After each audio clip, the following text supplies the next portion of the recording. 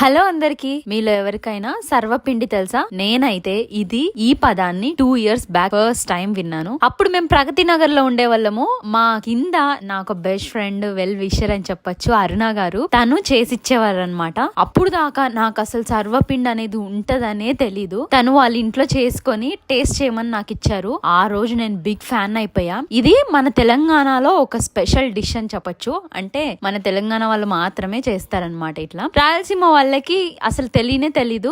మా వైపు పప్పు చెక్కలు ఉంటాయి, అది మాత్రమే తెలుసు. అయితే నాకు కారపప్పలు అంటే ప్రాణం. ఈ సర్వపిండి అనేది దానికి సిమిలర్ గా ఉంది. అసలు ఎంత టేస్ట్ అంటే అరుణ గారు చేసిచ్చేది నేను ఇప్పటికి కూడా మర్చిపోలేను. తను చేసే ఈ సర్వపిండిని, తను చేసే అంత అద్భుతమైన టేస్ట్ రాలే, కానీ పర్లేదు, తినొచ్చు అనిపించింది. టేస్టీగానే ఉంది, కానీ తను చేస్తే ఇంకా ఎక్స్ట్రాడినరీగా ఉంటది. నేను ఇందులో ఏం మిస్ అయ్యానో నాకు తెలియలేదు. ఒకవేళ మీకు తెలిస్తే మాత్రం కామెంట్ చేయండి. ఇంతకే మీరు తింటారా?